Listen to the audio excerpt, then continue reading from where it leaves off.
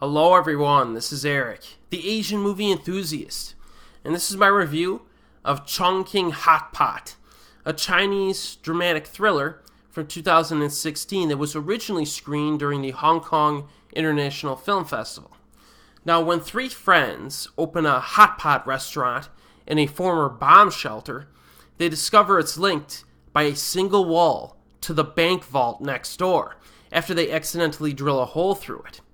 Now, while deciding to take the easy money or go to the police, they find out that one of the bank's employees is a former classmate who they look to enlist her in deciding their future.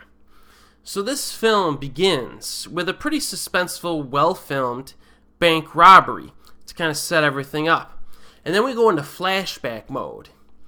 And we get some narration that explains that Chongqing is known for its many hot pot restaurants, but it's also well known for its many bomb shelters that are similar to underground caves, and that kind of blends into the themes of the film here. That's a pretty cool backdrop for a film, in my opinion.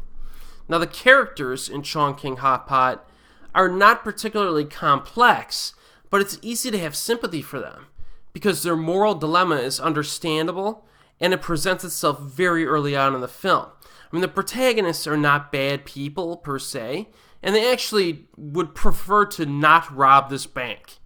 All right? In fact, they were thinking of, reporting this problem to the authorities and having it properly patched up. But financial pressures continue to mount, because there are some loan sharks, some pretty nasty loan sharks, that start to threaten them with violence if they can't pay their debts. Even their former classmate, who is the girl who works at the bank, is having problems at the bank because she likes to do things by the book, and some of the other people at this bank like cutting corners and violating procedures for the benefit of the more, connected people at the bank. So things eventually come to a boil for everyone, and they eventually need to make a decision on what they're going to do here. Are they actually going to rob this bank? And the film, I think, does a good job at creating likable, realistic characters with, a dilemma that people can understand. I mean, finance is something everyone has to deal with, right?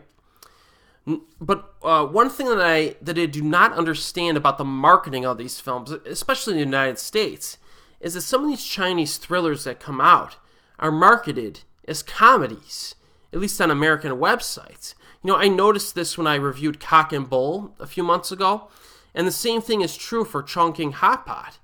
For example, IMDb lists this film as a comedy crime thriller, and Wikipedia says that it's a caper screwball comedy film. Well, and I'm watching this film going into this expecting a comedy.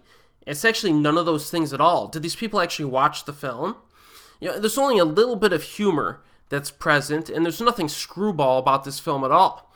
It takes itself fairly seriously, and there is a bit of bloody violence at times when the characters' lives are in danger. So, whatever you read online, do not go into this expecting some type of comedy, because that's not what it is. Performances and direction are very good. I like the music and scoring as well. One of the problems, though, I had with this film is that there are a few improbable coincidences that pop up. For example, their former classmate just so happens to be working at this bank that's right near their restaurant, kind of a coincidence. There's another bigger coincidence that's introduced later on in the film involving the timing of the robbery. So, improbable coincidences are usually a script writing problem, and that is also true here, but to be fair, the few coincidences that they use in this film do create some pretty interesting situations and dilemmas for the characters that they have to deal with.